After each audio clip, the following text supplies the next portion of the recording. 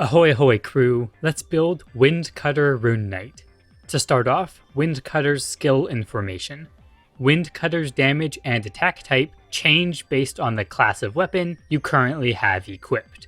If you have a two-handed sword equipped, Wind Cutter will deal 1250% attack, ignore enemies' defense, and hit enemies 2 times.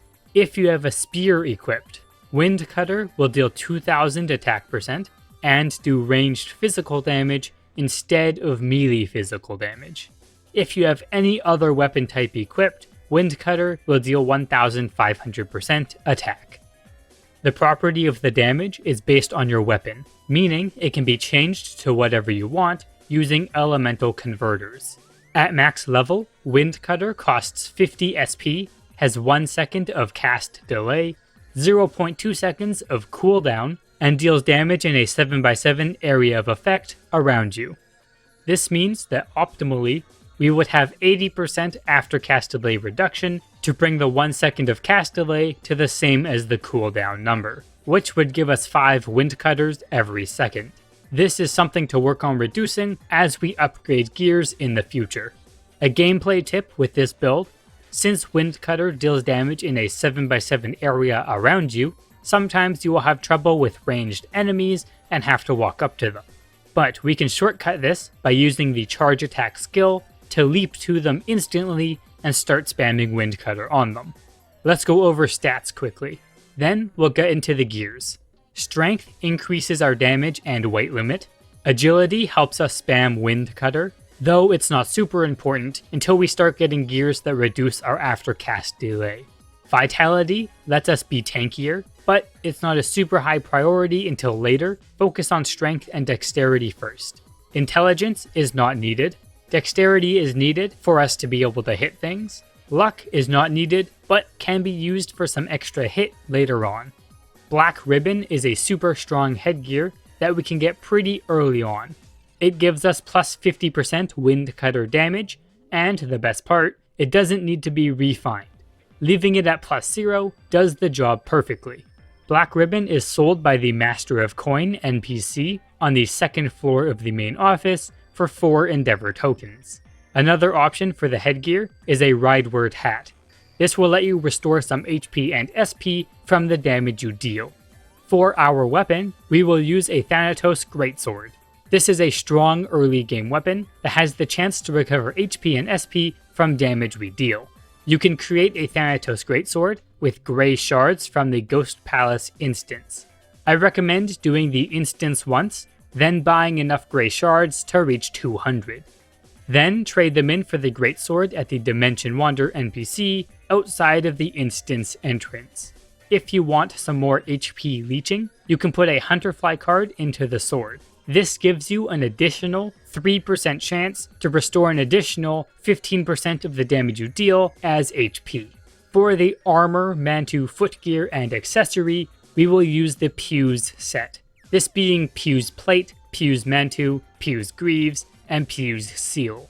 Various pieces of the set give small bonuses, such as attack and flee, but the reason we use this set in the early game is because when it's all combined together, it unlocks the set bonus. The set bonus gives us 10% damage to all sizes of enemies, and 100% Wind Cutter damage. This gives us huge damage for spending minimal amounts of Zenny on our gear. You can obtain this Pew's set from the Master of Artifacts NPC in the far right of Mora. You can use Akko Mora to get there. Each piece costs 10 Mora coins, which you can buy for pretty cheap off the market from other players. You could also try farming Calyxburg or Ragged Zombies to get Ur's Plate and Nab Rings, which you can trade in for 1 coin each at the NPC beside the Master of Artifacts. That's all you need to get started gear-wise in the early game.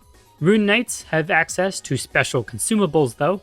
You will also want to use these to make yourself even stronger. The runestones you want to use early on for Wind Cutter are Hagelas Runestone, which increases your defense and magic defense, Teresa's Runestone, which increases your strength and overall damage by quite a bit, Azir Runestone, which increases your attack and attack speed, and Urge Runestone, which restores 60 SP every 10 seconds. Another rune to take note of is the Lux Anima Runestone, which increases your damage by a lot and gives you max HP and max SP. The catch is it can be pretty expensive as it consumes gold to craft it. Now let's go over the mid-game gears that you can work towards. For the headgear, we will keep using the Black Ribbon, as it's the only Wind Cutter skill damage we will have left after replacing the Pews set. Optimally, we would +7 this to get the extra attack based on our agility, but it's not required. As for the card, Purple Ferris gives us a nice boost in attack percent, or you can use an Essence of Evil Strength 3 or Furious Hero card if you don't like sacrificing your max HP. In the middle headgear, the best item is New Wave Sunglasses. This gives us an easy 10% after cast delay reduction. For the weapon, a +9 Tegu Leon is best. At +0, this gives us 10 perfect dodge. Not the reason we use it, but a very nice bonus. The real reason we use Tegu Leon is the 20% after cast delay reduction at +9. It also reduces the SP consumption of our skills by 20%. Tegu Leon can also be enchanted with the Melangdo enchant system. Getting Fighting Spirit enchants is nice to have, but is not something required. For the cards, 2 Contaminated Wanderer will give us the best damage. But if you want a budget option before those, White Knight cards will do just fine. For an armor, we will use a +9 Illusion Armor A. This provides us with a large amount of attack and can be enchanted. We can enchant this with 2 Power Module and 1 Delay After Skill Module. At +9, Power Modules will give us 50 attack and 5% attack each, while Delay After Skill Module gives us -15% after cast delay reduction. Illusion Armor combos with our garment and footgear we will use, that being Illusion Engine Wing B. We use Illusion Wing B instead of A because B gives us 10% after cast delay reduction when worn with Illusion Armor A. For the enchants on the Engine Wing, Above All gives us some resistance to damage, while Fast Modules give us some attack speed. For the Armor and Mantu cards, the Raedric combo gives us a strong amount of neutral resistance and attack percent, so a Raedric card and Contaminated Raedric card. And for the footgear, use Illusion Leg A.